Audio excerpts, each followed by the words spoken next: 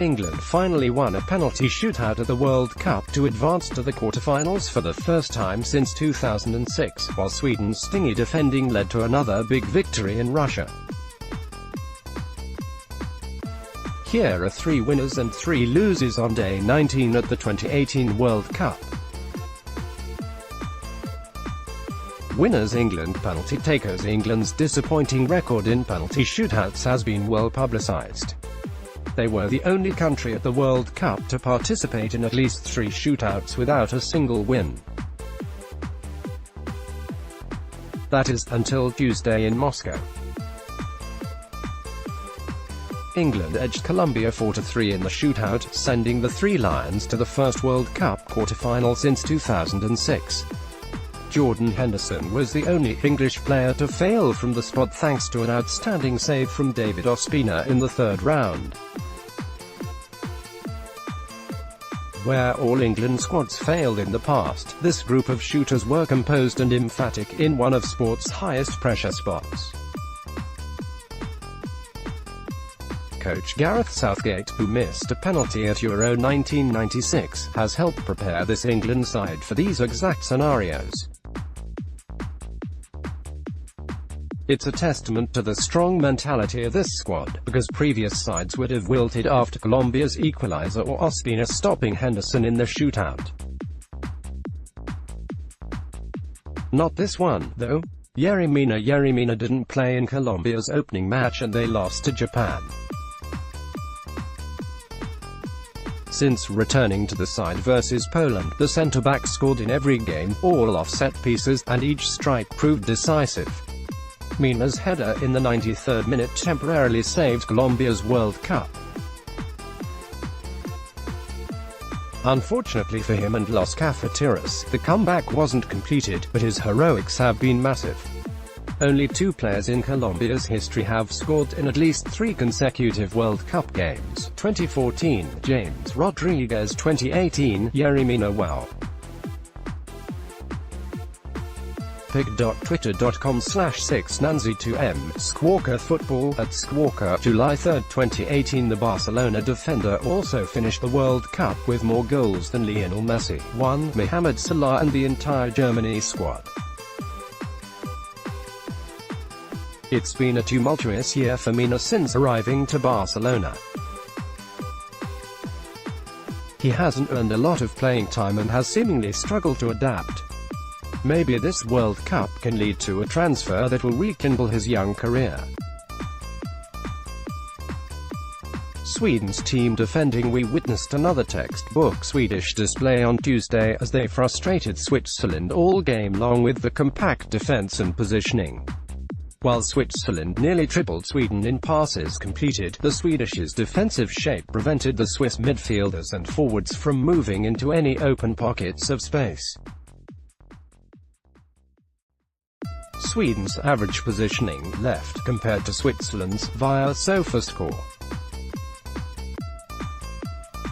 Switzerland was forced into a horizontal shape because while Sweden's defense was tight, the midfield 4 was spread out. This enabled the Blackguard to counter quickly on the wings, and kept the Swiss away from goal.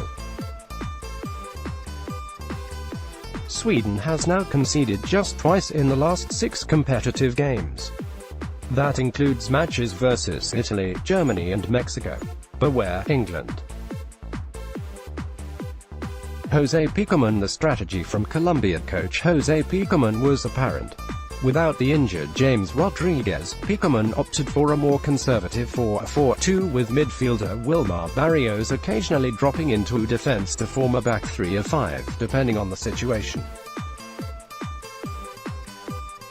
The system had some positives.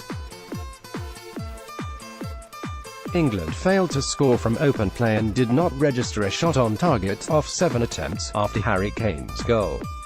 However, Colombia wasn't particularly effective either. They struggled to generate dangerous counter-attacks, which was integral to the system working. Once an energetic box-to-box midfielder in Matias Uribe, who should have started, checked in, Colombia roamed forward more often and actually narrowed England's shape, as seen below. That was due to Uribe, number 15, driving forward when he recovered possession.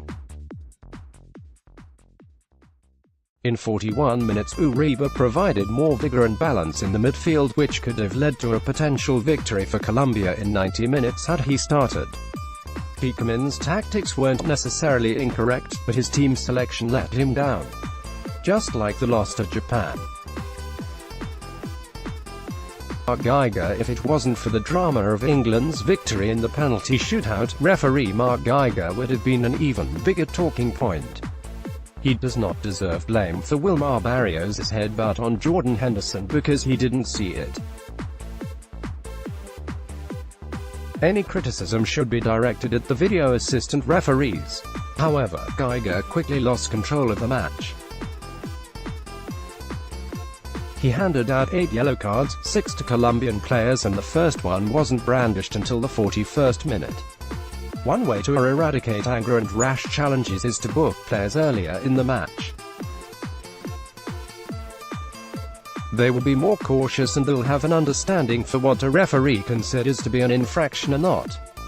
It's very difficult to be a referee, what with several players screaming obscenities right in your face and the pressure of officiating at the World Cup. However, Geiger didn't help himself by keeping the cards in his pocket until the end of the first half. Switzerland attacked despite winning the possession in all of the World Cup matches, except Brazil. Switzerland couldn't profit on Tuesday. They weren't aided by the strikers. None of Josip Drmić, Haris Seferovic or Breel Embolo are particularly clinical scorers. Part of that is down to the system where the forwards are asked to contribute to all facets of play. However, the distribution in the final third wasn't very helpful. Long aerial passes is exactly what Sweden wanted from Switzerland. That, coupled with the lack of incisive movement in the final third, ultimately led to the elimination.